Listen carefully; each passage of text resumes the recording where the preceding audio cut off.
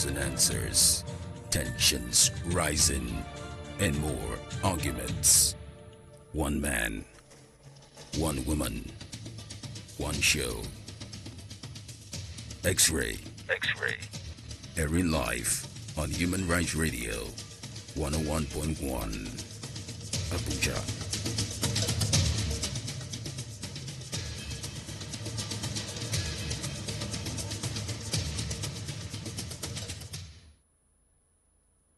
Hello and welcome to X-Ray. It's a beautiful day and I would like to thank you for being part of Human Rights Radio 101.1 FM.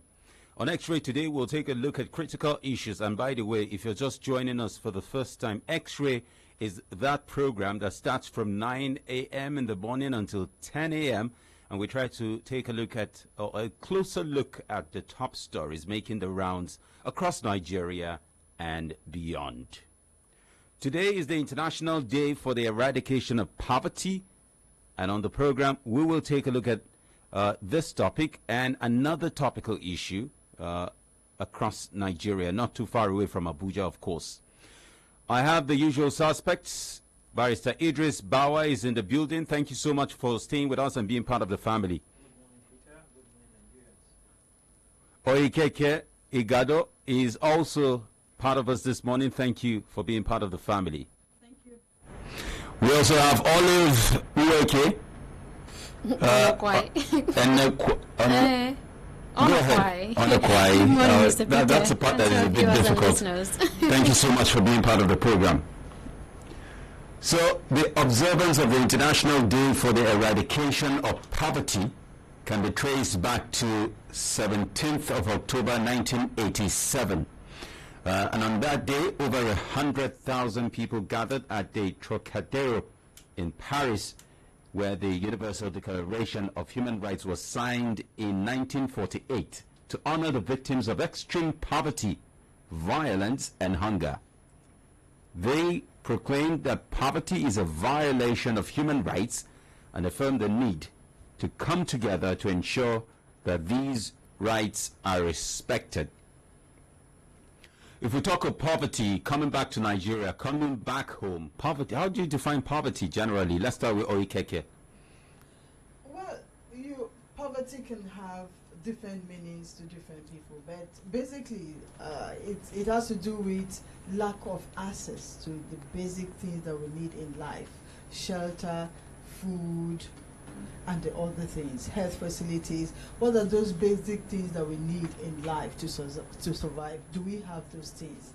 To me, that is poverty. Lack of those things, that is poverty. So, but poverty is the greatest human rights challenge facing the world today, right? With a staggering 40% of the world's population living with the reality or the threat of extreme poverty. And records said that 1 in 5 persons living in a state of poverty so abject that it threatens survival. A world free from want and fear. The vision of the Universal Declaration of Human Rights is still a distance from us. Reports, bringing it down to Nigeria, reports have said over 60% of Nigerians live below the poverty line. And this is disheartening because extreme poverty takes away everything that a man has. It brings about social exclusion, it brings about discrimination, it brings about humiliation. And this is what is happening to over 60% of Nigeria's population. And it's unfortunate because the country and the nation has been coming up with programs and policies to end poverty in Nigeria. We used to have what is called structural adjustment programs, SAP, we had family support programs. And then recently, I think we have NAPEB, community banks and all those things. These are policies that were designed to end poverty in Nigeria. But the question we should be asking now is, did these programs bring about the eradication of poverty in Nigeria? What is the issue? What are the problems? Why is it that despite these beautiful policies, we still are living in abject poverty in Nigeria? Do we have issues of corruption? The monies that that are pumped into this kind of programs, were they really used for the purpose? Why are we still very poor despite all this approach to end poverty? Olive, what is your definition from your perspective? Well, poverty basically is not being able to access the basic needs of life. It must not necessarily be now that those things are not present, but when you don't have the money or the means generally to access it, you are described as being poor, or you face abject poverty. And now the Nigeria rates high in global poverty index is not just the problem. What is even more worrisome is that little, I won't say nothing, little has been done to eradicate poverty and of course fight the root causes of this poverty. Like if we are talking about some of the causes of poverty, we could say lack of education. Now in Nigeria, we can see that the cost of getting education is very expensive. For you to get educated, you must have money. Now, what are we, even when you even get educated, you go to schools, you find out that the kind of graduates we churn out are either half-baked or they come out without skills. You're a medical doctor, you don't know you just might not know anything about medicine until you go for your housemanship and all that. You are a nurse, you don't do the practical thing. So these are some of the things that cause poverty. Corruption in high places. How are we really fighting corruption? Are we really true to ourselves? So I think there is need for government to actually be serious with addressing the root causes of, because the truth is, poverty does more harm to the country than good. If you don't fight poverty, we'll keep having issues of, vices like terrorism, prostitution, and all that, which does the country more harm than good. So I really think government should be serious about the fight against poverty and get it right this time around. Who is responsible for poverty in Nigeria? And of course, is it a state of mind? Is it self-driven, or it is imposed by a certain agency, or somebody is responsible? Who is that person that is responsible, Barrister Idris? That's a beautiful question, Peter. When you say who is responsible, there are a lot of factors that go with poverty, from what my colleagues have said so far. First and foremost, we need to identify who are these poor persons. What makes somebody to be described as poor? When Wikeka was saying something, she talked about abject poverty, that 40% of human race are living in abject poverty, meaning they are living in hunger, maybe not even having a meal a day. So identification of poor people is one key thing that I think we need to first and foremost look at. How do we identify those who are poor?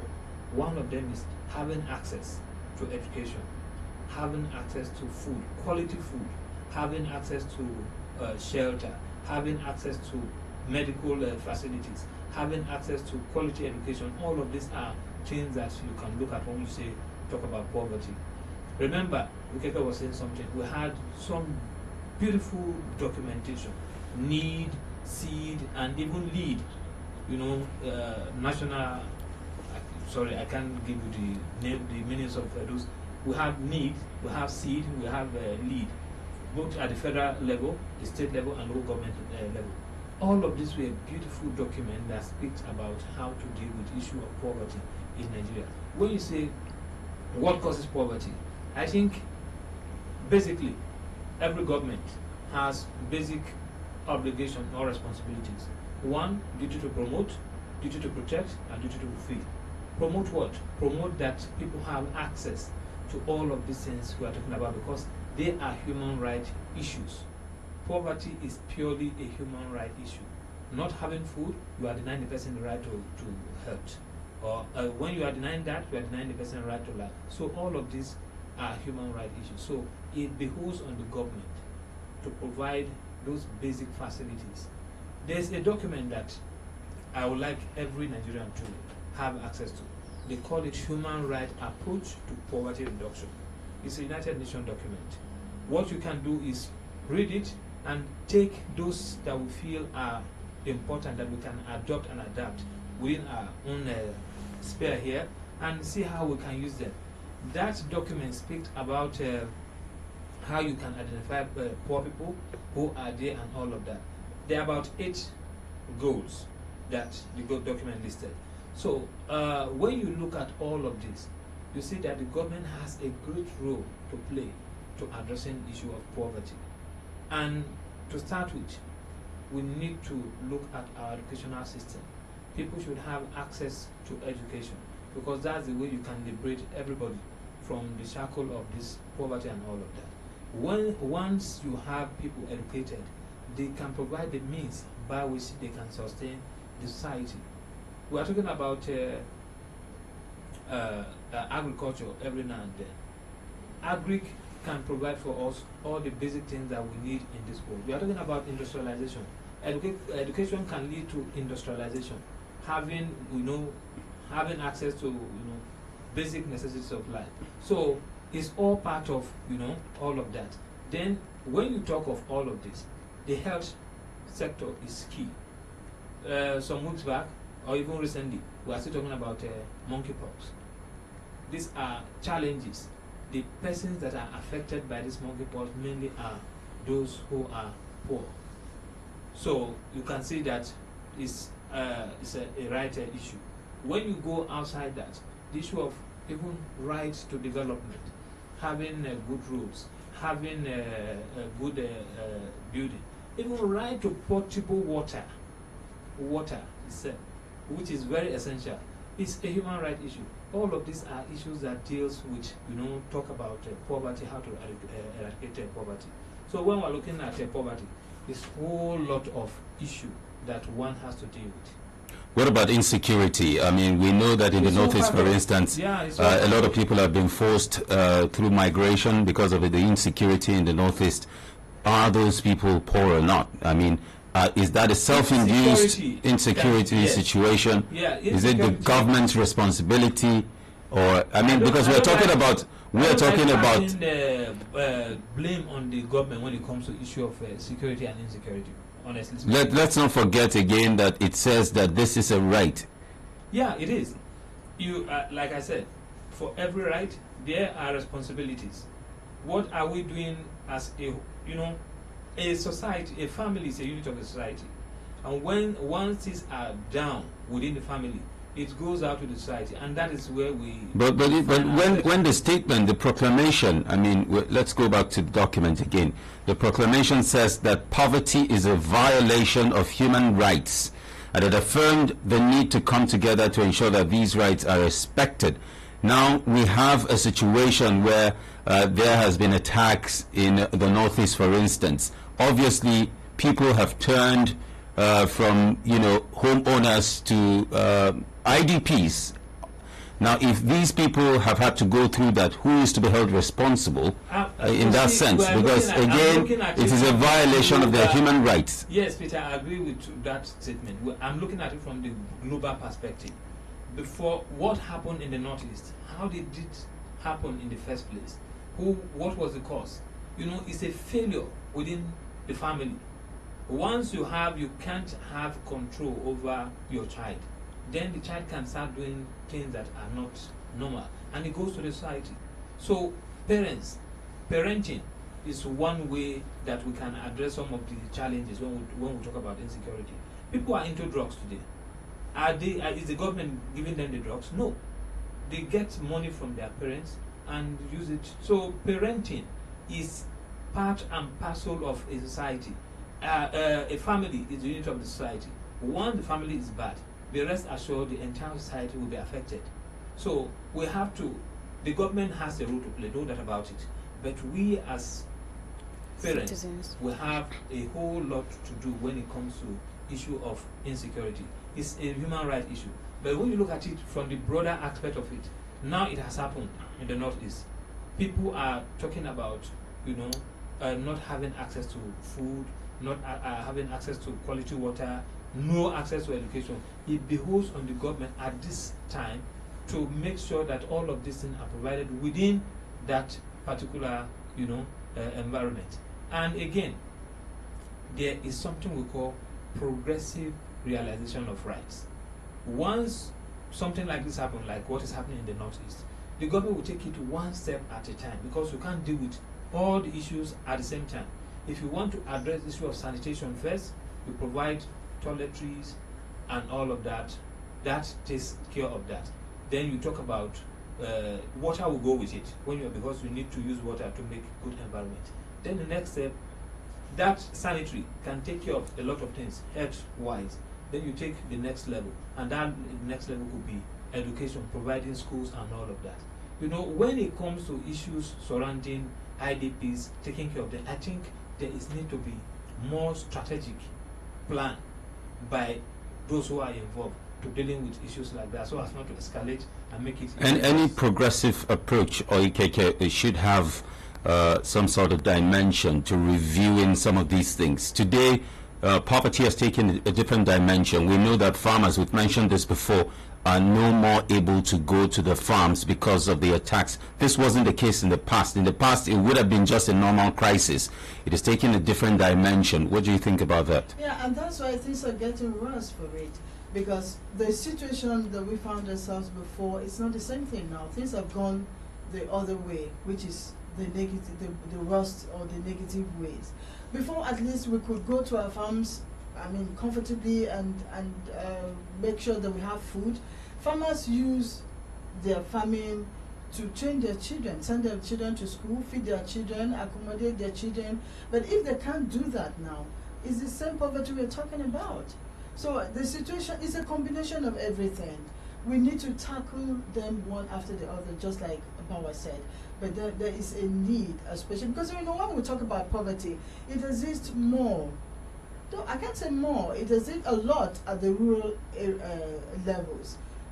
That's where poverty exists more. Though we have a rise in urban poverty too, but we need to look at it from the rural angle. People can no longer afford the things they were affording before because of insecurity. A man and a woman can no longer go to the farm. They are even scared of going to the market to sell their produce if they're able to get something from their farms. Their children they're scared of sending their children to school so that they don't get kidnapped or get killed. So it's a combination of everything. Let's now examine the macro angle of economics in this. I don't know, because in the past we were dealing in an oil-dependent society where it was a lot easier because we could sell oil and make a lot of money, and somehow we had what we call the middle class. Now the middle class has simply disappeared in Nigeria. What the United Nations has said before about an average Nigerian not able to feed on $100, right, per day.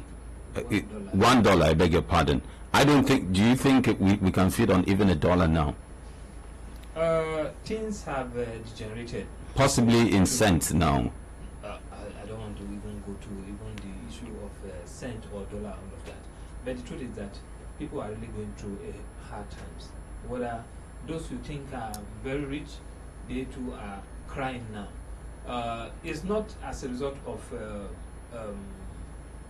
I think it has to do with government policy that is in the right direction, to my understanding and my take. Why I'm saying this is money that were spent before were monies that people didn't earn. But now you need to earn for you to spend, and people have started thinking, I don't have to spend what I don't have. I'll give you some instance. I read in one paper, even market in Dubai were saying that market is really hard for them because a lot of Nigerians were no longer coming there to buy gold and all of that. These were money that people didn't earn. You inflate contract and all of that. So issue of poverty as it is now, I think we have come down to the reality that we should live according to what we earn, not frivolous or extra money that we're meant from, gotten from other sources. So that's the problem. I don't want to address that one linking it to poverty per se. Poverty in the real sense is having access to basic food. The federal government, as far as I know, they still pay salaries of workers. Those workers are still complaining that they don't have money. The reason why they are complaining is that the extra money they were making from other sources, government has blocked that avenue. So it's a done, it's a reality check to all of us. I was in one shop one day and somebody was trying to buy this dispenser and said, how much is this? He said, this one is about 28,000, this one is 16,000. I said, no, I'll go for the 16,000. They had that time of talking about 28. It's no longer there. This has the same proposal. So it brings out the fact that people need to live according to cut your coat, according to your cloth, not according to your size.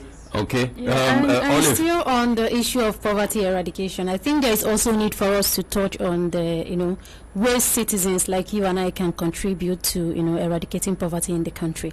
And that is, we have to discuss things like, getting to learn a skill, even when you can't get educated, and, shunning vices and all that. And of course, patronizing made in Nigeria products. You find out that there are times when Nigerians try to, Nigerians who are productive come up with things. And you and I, the average Nigerian would think, oh, it's made in Nigeria, it's not really, may not really be. So I really think you and I have a role to play if we must eradicate poverty from in the country. I quite agree with you, because eventually if we patronize, we will definitely learn to industrialize that sector, or whatever sector it is. Like Barrister Idris has said, the rich also cry. Poverty cuts across every household today in Nigeria, as long as power is not already an old issue. It's still a pending issue, a very serious and unpredictable issue in Nigeria. We'll take a very close look at that and other situations arising across Nigeria, especially in Plateau State. Quite an unfortunate incident has happened recently. Stay locked to Human Rights Radio's X-Ray. We'll be back. In its bid to support the government in reducing unemployment in Nigeria, 101.1 Human Rights Radio is empowering 2,000 freelance canvassers who will market our brand across Nigeria and beyond. We are determined to support the government in reducing unemployment. Interested candidates are advised to drop their applications and CVs on or before Thursday, 24th of August 2017 at the Human Rights Radio Station, plot 1184, Kora District, beside Games Village, Abuja. Please note, members of the public approached by any of our freelance canvassers are please advised to observe the following instructions before engaging the services of these freelance canvassers. Request for a Human Rights official freelance canvasser's ID card. Every freelance canvasser is required to make a call and have you speak with our official marketer, who will confirm if you are dealing with a registered canvasser. You will be required to come to the Human Rights Radio Station in person, accompanied by the freelance canvasser. Our office is located at plot 1184, Kaura District, besides Games Village, FCT Abuja, Nigeria. For international clients, kindly send a representative to the same office address. Human Rights Radio will not be held responsible for monies paid to any canvasser or anyone at all if the above instructions are not followed. Human Rights Radio. Redefining broadcasting.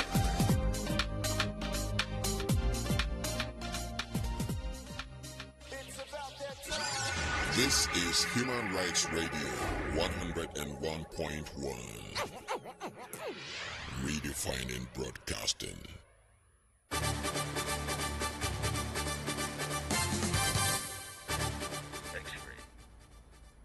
Welcome back from the break, and thank you so much for staying tuned in to Human Rights Radio 101.1 FM. This is X-Ray coming to you live. You can be part of the program by watching us live on our Facebook fan page, Human Rights Radio 101.1 FM Abuja. And you can like that page. The video is streaming live right now.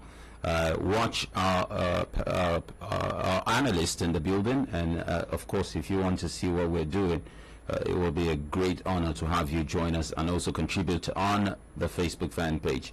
At HRights is our Twitter handle. Be part of that group as well for latest happenings across Nigeria. We started off the program today by looking at the observance of the International Day for the Eradication of Poverty, which is being celebrated across the world today. And now we move to other developments across Nigeria. Yesterday we mentioned to you about the situation in Plateau State, and it was quite an unfortunate incident that happened over the weekend. And by yesterday, shortly after we left you, something again happened. Nigeria's president has directed the police to hold a reprisal attack that occurred in Plateau State.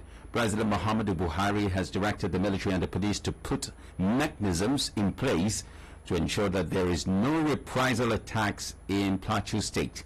The president, who was reacting to the killing of over 20 persons by suspected herdsmen, said the madness should not be allowed to continue. In a statement signed by the senior special assistant to the president on media and publicity, Garba Shehu, last night in Abuja, the president said he received with deep sadness and regret news of the killings and has instructed the military and the police to not only bring the violence to an instant end, but to draw up a plan to ensure that there are no further attacks and reprisal attacks by one group against the other.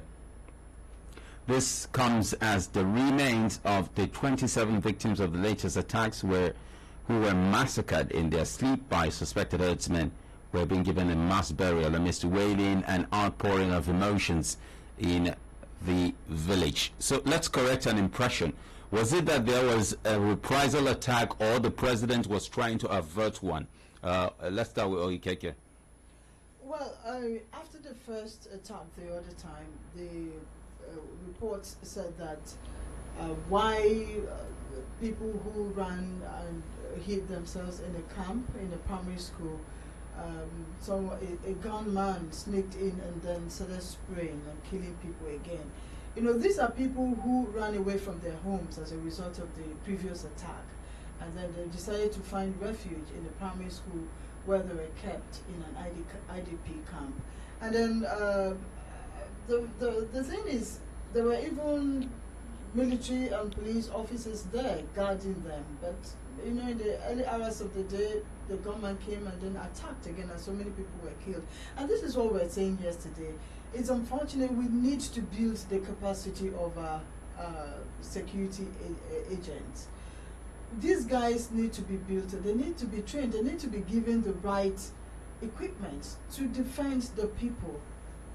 Should the president be involved in this kind of issue? Shouldn't the governor take care of this situation? Do we have to wait for the president to give a directive and a standing order? Barrister Idris. Peter, the president is the commander-in-chief of the Nigerian Armed Forces and is the only one that can give such authority. In his absence, then whoever is acting can have that power to do so. So the state governor don't have powers to do any of that. Even when it comes to issue of police, you know, the directive is from the IG, not the state government. So how do we say that the chief security officer of the state is the governor? What are his functions in terms of security? What powers does he have? Which ones can we classify as not being part of his powers? It's in charge of the country. Of his state. Yeah. But the truth about it is that is why people are calling for true federalism, whereby the state can have maybe state police and all of that. You can have control over that. But so which means that the governor himself has limited powers when it comes to issues of security. Not limited power. When it comes to issue of giving or directing orders, giving orders, he can't direct the Nigerian army, for instance, because he doesn't have power to do so. The only person that can ask the army to do anything outside is, that's why they say commander-in-chief of the Nigerian Armed Forces is the president. So there are limits to which the police can do. But the governor can make requests and speak to it means then that the chain of command is such that when there's a problem, the first person to be informed might just be the governor. The governor now informs the commander-in-chief of the armed forces of the Federal Republic. That's how it should be. That's how it should be. The truth is that we are not operating what people will call true federalism, where you have a state police and all of that. We still have one single police that is, controlled at the center. So you need to get permission before you can ask them to go and do some kind of assignment. But the police is made to do what they have to do, protection of lives and property. That is their duty by provision of Section 4 of the Police Act. So there's no two about it. Once issues like this comes up, the police have that authority based on their law to ensure the protection of life and property. But when soldier wants to come in, it is the president that can deploy soldiers to go and do that. And if you look at, I think we have in almost all the states, about 24, 25 states, we have soldiers' presence. And this tells you that the police is actually handicapped when it comes to protecting the lives of Nigerians. There's need for capacity building when it comes to policing.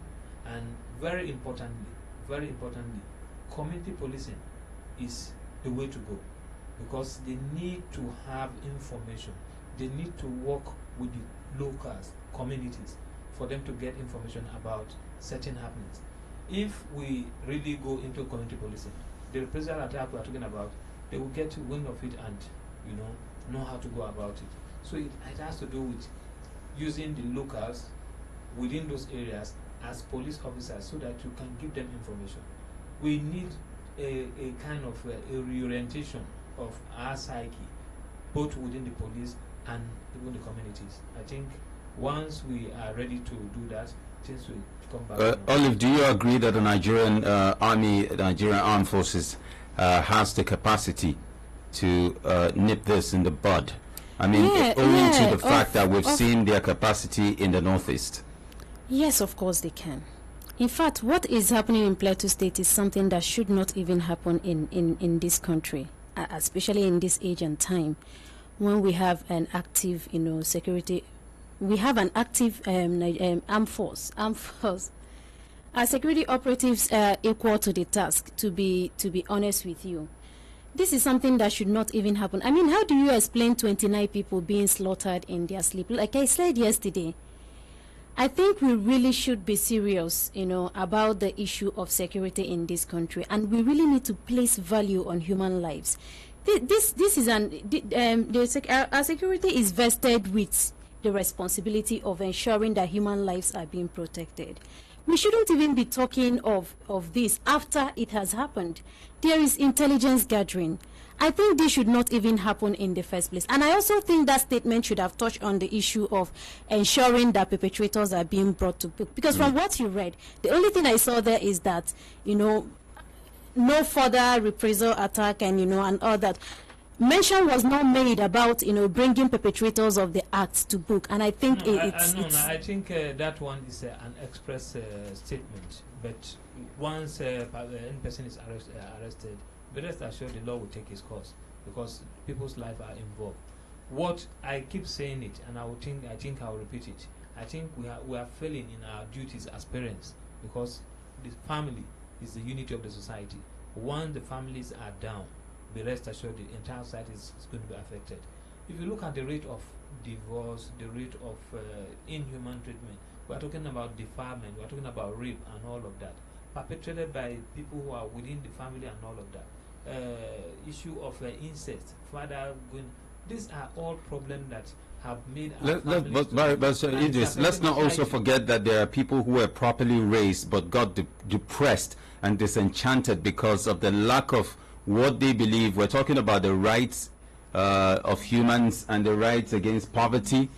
There are people who are simply disenchanted with the performance of their local authorities. They feel they deserve certain things in life. Peter, they had a good training by their own families. We talk about holding people accountable here. I think we have spelled that out not once, not twice. It is high time we started looking at how to hold those in authority accountable for their action or inaction. Until we start doing that, things will still remain the same. So it's not. I don't think nobody is. How do I put it? I don't think it's a defense for you to say because there are certain government is not doing X, Y, Z, then you want to take laws into your hands. I don't think it's right.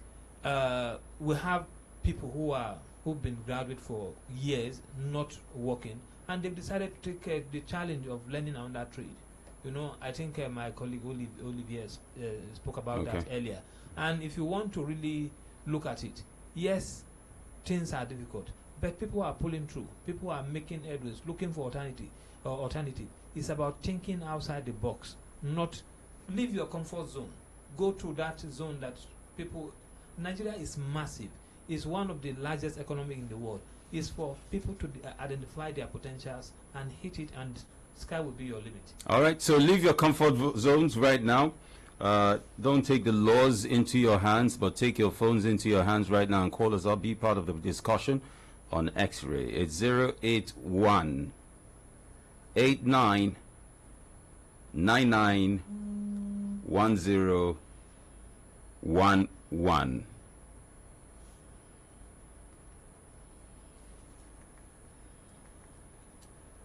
Hello?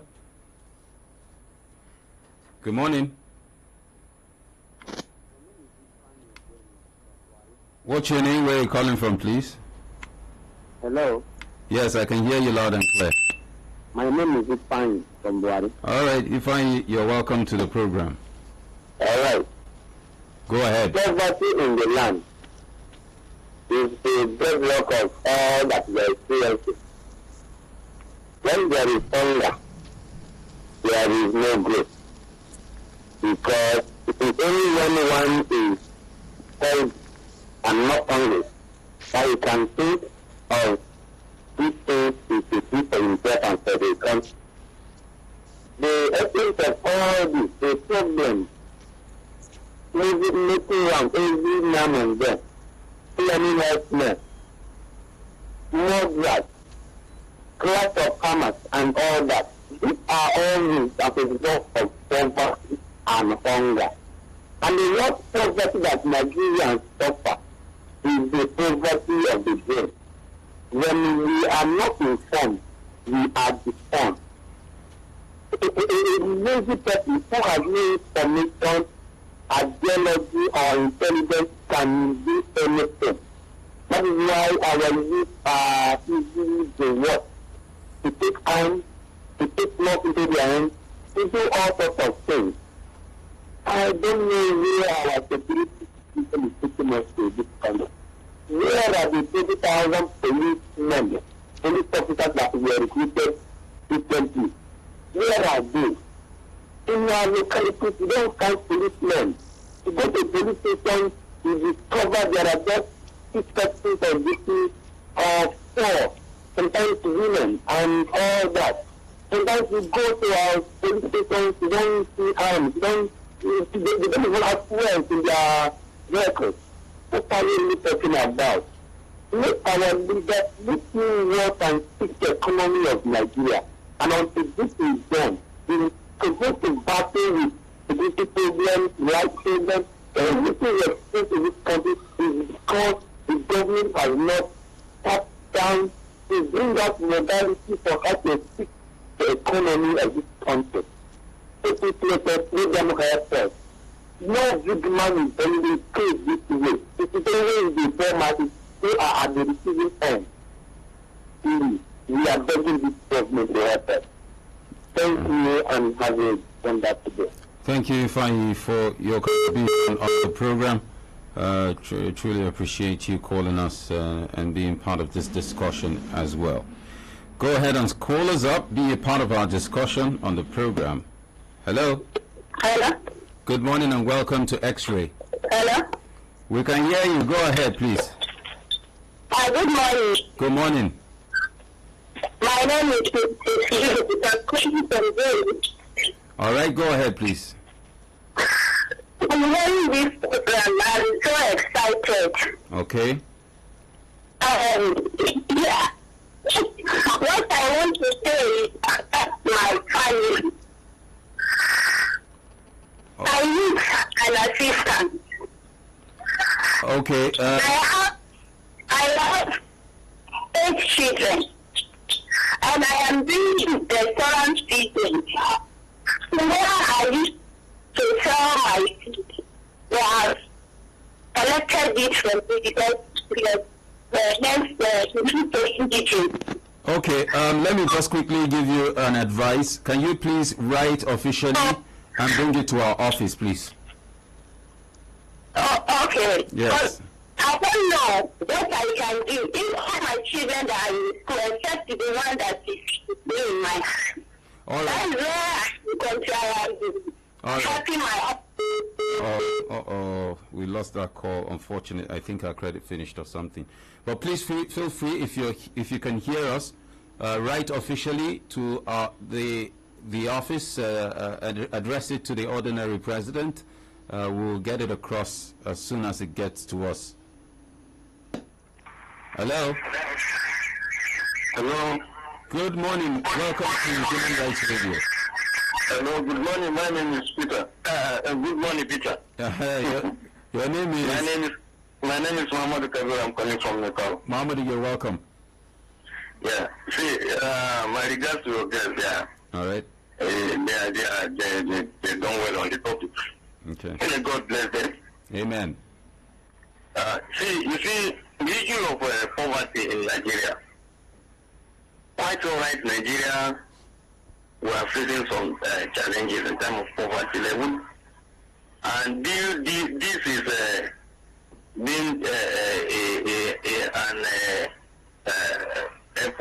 this thing, failure from our leaders. How? You see, Nigeria was blessed with different kind of natural resources. Different kind of natural resources we are blessed in this country. Therefore, our country should not be among the countries that will be rated poverty in terms of poverty level. If these natural resources are being announced and they are being well processed in terms of exportation, we should be there. Then in terms of well-being of Nigerian citizens, it will take care of Nigerian citizens. But our leaders fail in this aspect. They fail. They only look at their pocket. The little resources we have within the country, they look at it. Corruption here and there. In fact, to an extent within the family, now everything is now everywhere within it. The smallest person in the family is this kakawa has picked us up. And our dear president, we voted him because of this issue, but seeing him up and down in order to fight corruption. But our senators and our House of Reps, they draw back out of this issue in order to support this man to fight this corruption out of this country. By this time around, we should be looking at corruption in fact, if the main nature of corruption in Nigeria by now today, as soon as the way our dear president takes this thing on his hand up on his head, if it is how House of Reps and senators did, and by now, at least we have seen a result, but they are not. Do this, we are waiting for them. We know what to do in 2019. Then, in terms of hello? Yeah, I can hear you. Yes. See, that's in terms of the poverty. But in terms of security issues, all our securities, according to your guest here, we should be on our feet now. Any person holding a serious post should not be in his office. Should be on the feet with the officers. They should be on the feet. We should fight anybody that wants to destroy this country. Any tribe want to destroy the country. We should be on our feet. We should fight because this Nigeria belongs to us, all of us. And we must have peace in this country. We must have peace. Therefore, all our serving officers, serving officers, they must be on their feet. In as much they can use our tax paying money to pay them right there in the office here, so they should not sit down. They should not be on their sitting this. They should be on the feet. We should fight every enemies of this country out of this country. God bless Nigeria and God bless 101.1. 101.1. Human Rights Radio. Human Rights Radio. Yeah. God bless you. Thank you so much. You very much. Thank you so much for your contribution. Let's take another call before we go to Barrister Idris Ichi to make a contribution right now. And of course, the need for Nigeria to stay as one is very, very important. We cannot afford to overemphasize that. Hello? Hello, good morning. Good morning and welcome to Human Rights Radio. This is X-Ray. Yeah, this is Jibril calling from Abuja. Welcome, Jibril. Well, my take on this issue is a very wonderful issue, but my take on this issue is that we should hold our leaders accountable, because sometimes, let me just point out that sometimes you see somebody working on a ministry, then you see this issue of casual stuff or other case. When you're working and you're working as if you're explaining in your country, the issue of poverty. I don't think we are tackling the issue of poverty, because if you're working, if you're not taking what you want, understand? Probably because you have brothers, you have sisters, you have to at least help. But no way, understand, because of this casual stuff of the people are suffering in this country. So the government should do something about this. Thank you. Have a nice day. And thank you too for being part of the program. Barrister Idris. Yeah, people are saying our leaders are responsible for poverty. Who are these leaders, for God's sake? We are all leaders. We work from our home, in places where we work, we are leaders. All we need to do is take responsibility for where we have failed.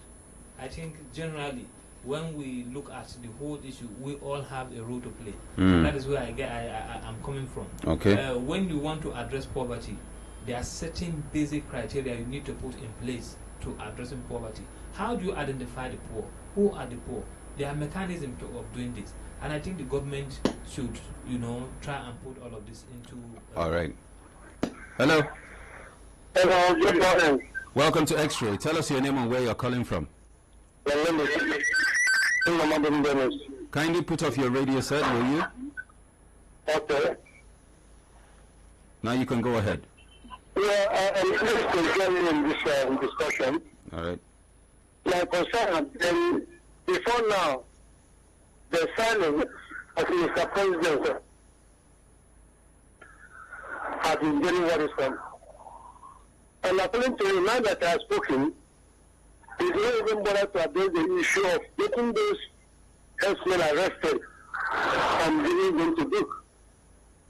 As long as the issue of herdsmen are concerned, I don't think that the government has done anything to provide solution for ending the callous killing of innocent Nigerians.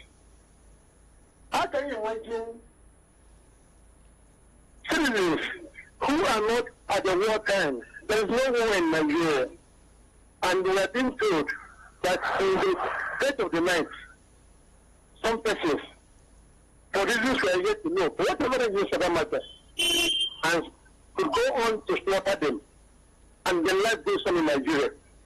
Everyone is fighting. Life is no longer sacred in Nigeria.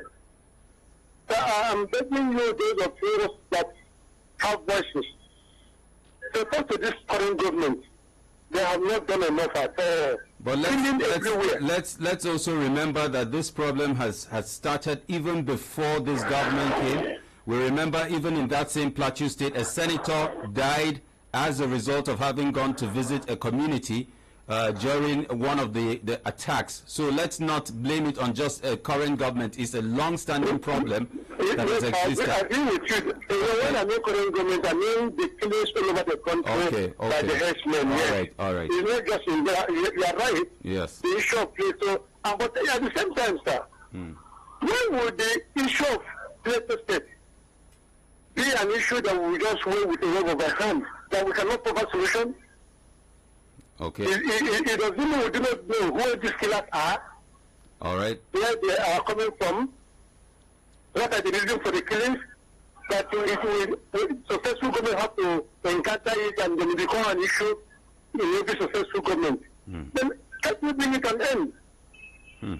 I beg you, those of us that have voices, to put their voice in this. I know we are just making our opinions, personal opinions. But most times we find that this opinion and expression may not matter anything. The next moment you see the same thing happen. So can't we proper have a lasting solution to it? Maybe it should be secret, my brother. Okay. But in Nigeria, it's no longer secret. People are slaughtered by anyhow, and life goes on in Nigeria. Thank you very much. Thank you so much for your submission of the program. Sorry, Peter. You see, this issue has to do with it's a constitutional issue. The issue that is playing out in the Plateau State. Remember, September 7, 2011, something happened in Plateau State, and has to do with the issue of... was it 2011 or 2001? 2001. Yeah. 2001, sorry, 2001. it has to do with issue of settler and indigenous and all of that. So it's a constitutional issue which I think the government, the National Assembly should address. It's sad that even as we speak, people you still see state of origin in our documents and all of that. These are things that brings in some of these ills. Some even ask for religion. Some, yeah, your religion, state of origin and all of that.